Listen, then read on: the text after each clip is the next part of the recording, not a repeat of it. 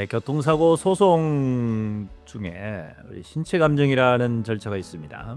부상의 정도에 따라서 향후에 일실수익 산정에 아주 중요한 절차가 신체 감정이라는 절차입니다. 가끔씩 신체 감정을 치료했던 병원에서 받으면 어떻겠느냐 이런 오해를 하는 경우가 있습니다. 신체 감정 그렇게 하는 것이 아닙니다. 신체 감정은 일단 소장을 접수한 뒤에는 법원에서 정해준 국공립대학병원에서 지정해야 됩니다. 그러니까 치료한 병원에서 감정하는 것이 아니다는 이야기입니다. 신체 감정 그러면 언제 하느냐?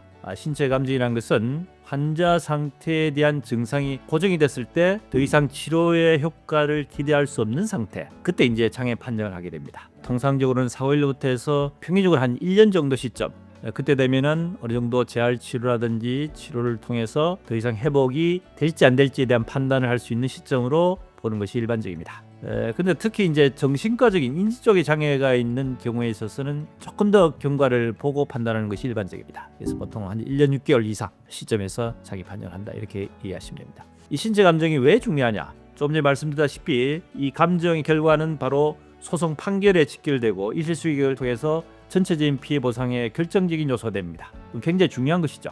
자, 그래도 신체 감정에 대한 부분이 원고 측, 피해자 측과 상대 보험사 측을 서로 대립해서 어느 쪽이 유리한 쪽의 결과에 이끌어내에 따라서 결과적으로 판결 영향이 있는데, 보험사 입장에서 이걸 간단하게 그냥 대처하지 않겠죠. 그래서 보통 이제 신체 감정 신청하게 되면은 법원에서 감정병원을 지정하기 전에 피고 측, 그러니까 보험사 측의 의사를 묻게 됩니다. 왜냐하면은 보험사 측에서는 피해자에 대한 개인정보가 전혀 없죠. 이 환자가 어떻게 치료했는지에 대한 부분에 대해서 알 수 없기 때문에 일단 소장이 접수한 뒤에는 법원 통해서 치료했던 병원의 진료 기록 일체를 다 입수를 할 때까지 조금 보류시켜달라 합니다. 그래서 기록 입수되면은 그때 이제 자기 의견을 법원에 제출하면은 재판부에서 감정병원을 지정하게 됩니다. 피의자를 통해서 받은 진료 기록 자체에 대한 부분을 미리 사전에 다 분석해서 감정할 때 그 기록이 된 모든 내용을 정리해서 감정의사한테 제출하는 것이 굉장히 중요합니다. 그리고 특히 신체 감정을 했을 때 감정의사는 사실 환자를 처음 대면하는 거죠. 그리고 환자에 대해 정보라는 것은 법원 측에서 온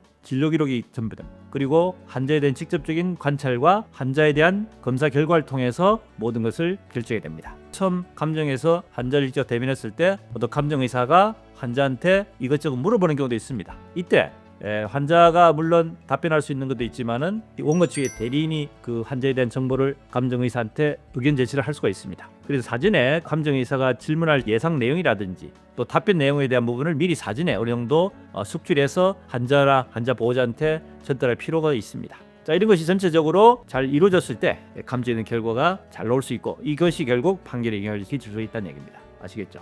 상대 보험사 측에서는 철저한 준비를 통해서 그 감정의 모든 내용에 대한 정보를 감정의사한테 전달함에도 불구하고 원고 측에서는 전혀 아무런 준비도 안 된 상태에서 감정을 하게 되면은 그 결과 어떻게 겠습니까? 감정 결과가 나쁘게 나올 수 있다는 얘기입니다.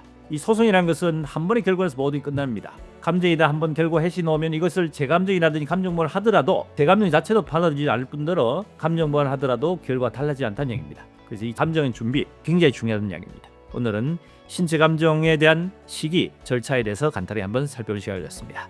도움이 됐으면 구독, 좋아요, 알림 설정 부탁드립니다.